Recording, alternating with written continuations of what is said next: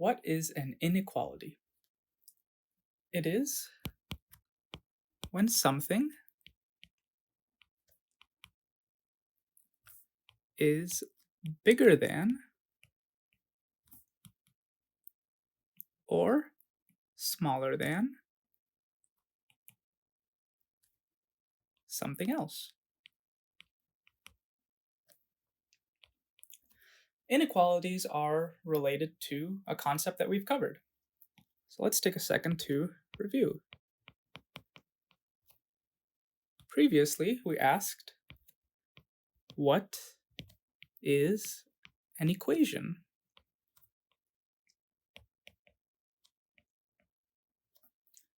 And we learned that an equation is when something equals something else. When something equals something else. And we used our little diagram here of having the same person on both sides, having the same thing on both sides. The left side equals the right side. But now we're changing it up a bit. We're saying that something is bigger than or smaller than something else. So we don't have the same thing on both sides. We have two different sized things. So how can we represent that? Well, we'll use our little person here, but we're gonna change things up a bit. So let me bring our person down. And we are going to make him bigger. Remember, we're gonna have something bigger than or smaller than something else. So let's say we have one big person and we'll have a smaller person. Let's call this guy over here Steve. And the person over here is Joe. So, what can we say about Steve and Joe? Well, Steve and Joe, they're not the same, so we don't use the equal sign. We can say that Steve is bigger than Joe.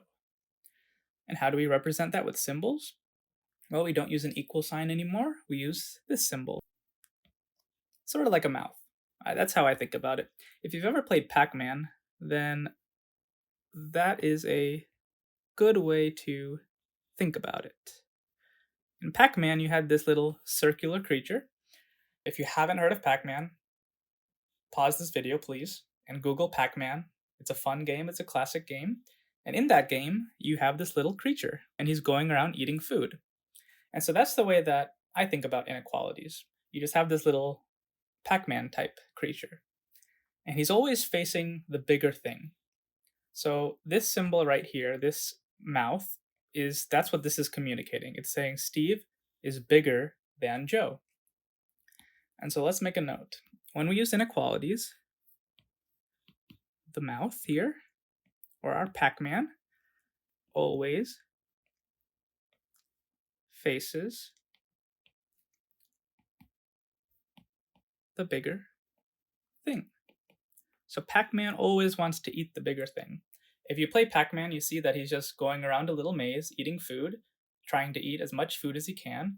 And when we have inequalities, we have Pac-Man wanting to eat the bigger thing.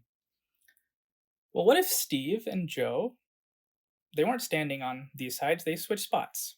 How would our Pac-Man change? Well, let's take a look.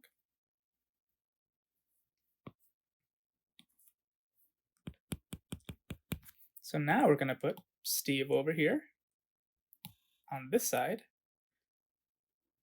and we are going to put Joe over here.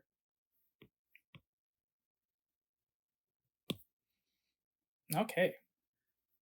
And let's get our names back for Joe. Let's put Joe here. I'm going to bring the name up for Steve.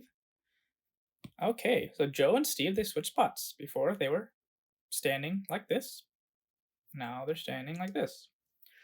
So when we read it, we always read it left to right. So we say Joe is smaller than Steve.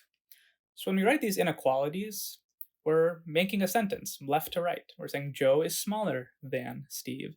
And we said Pac-Man always faces the bigger thing. So Pac-Man faces that way. And you can draw the little Pac-Man if you want to show that. And when Pac-Man's facing this way, when our green symbol, green mouth is facing that way, we're saying that Joe is smaller than Steve.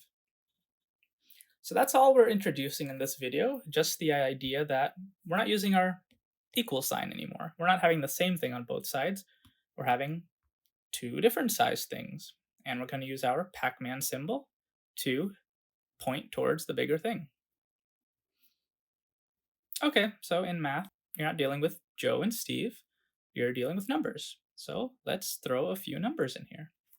What if instead of Joe and Steve, I said 3 and 7?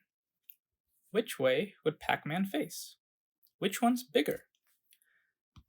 Well, if you had 3 apples and 7 apples, which one's bigger? Well, 7 apples. Wouldn't Pac-Man want to face that way? He'd want to eat more apples. And the fancy math people, they'd say 3 is less than 7. So before we were saying we were using the words bigger and smaller, you can think of it the same way. 3 is smaller than 7. But the fancy math folks, they like to say less than 7. So that's what you're typically going to hear. Okay, now that we've tried that, how about we try some different numbers here? What if I gave you -4 and -8? Which way would Pac-Man face? It's a little harder now, right? Before, we were looking at positive numbers, and it's easy to think about it that way, right? Our entire lives are with positive numbers. You can have 3 books and 7 books, 3 apples, 7 apples. Looking at positive numbers, it's easier to see which one's bigger. But in our lives, we don't really look at negative numbers. We're not getting -4 apples at the grocery store or -8 books. So how can we think about negative numbers? Well, I have a little number line here, and I've plotted -4 and -8 in green. And as I mentioned, real life works in positive numbers. But there's one major thing in life that we use negative numbers for. That is money. So that's how we're going to think about positive numbers and negative numbers right here. We're going to say that positive numbers represents the money that you have, and negative numbers represents the money that you owe. As you get older, you're going to understand this concept a lot better. Once you're making money and paying money, this idea of owing and having money is going to make a lot more sense. So let's think about this. Let's say your bedroom is a little messy. So your parents say, okay, I'll give you $1 to clean up the room. And you're like, okay, I'll take $1. So you started off at $0 and now you have $1. And each time you clean your room, you get another $1. So you keep moving down. First you started with $1, now you have 2, and then you have 3.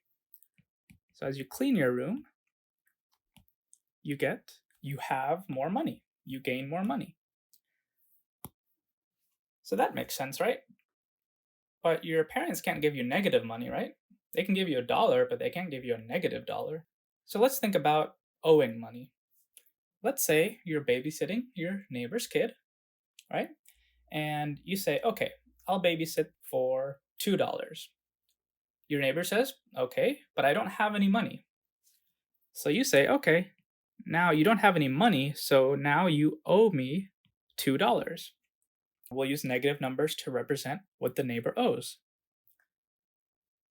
The following week happens again. You have to babysit the neighbor's kid, and the neighbor doesn't have money. And so now the neighbor owes you another $2. And so now the neighbor owes you a total of $4. and we're using our negative numbers to represent that. Finally, your neighbor gets some money, finally gets some cash, and pays you back. And so now, instead of having $4 that they owe, they're back to owing you 0. So that's how we think about negative numbers, money that you owe. So back to our -4 and -8, we have them here on the line, and let's think about what they mean. This right here is saying you owe $4. This right here is saying you owe $8. Well, which one's better? Well, I'd rather owe $4, right? I don't want to be, really big in debt. I'd rather owe $4 than 8 because that's less money I have to pay back. So you can think of it like owing $4 is better than owing $8. All right, I'm going to move this down just a bit. Okay. Well, in the fancy math folks and how they would say it, they would say, instead of owing 4, they say -4 is greater than -8. Instead of saying better than, they'll say greater than. So I think this first way up here, owing money, makes a lot more sense.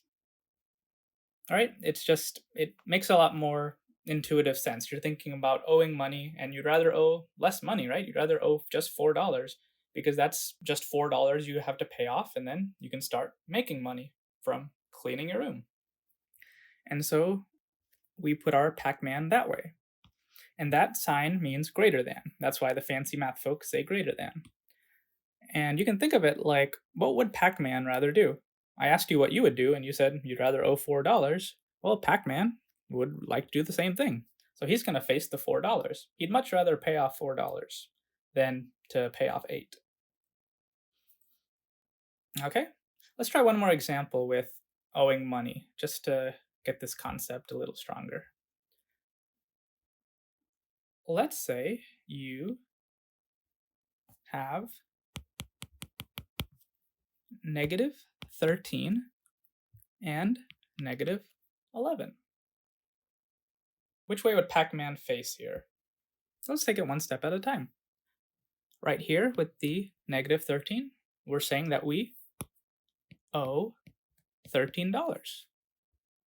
Over here, we're saying that we owe $11. Well, thinking about it from left to right, in our heads we think, well, owing $13 is worse than owing 11. Right? Wouldn't you rather owe less money? We'd say that owing 13 is worse, and then the fancy math folks would say -13 is less than -11. Again, this might not really make much sense with the fancy math folks, how they say it, but think about it like owing money.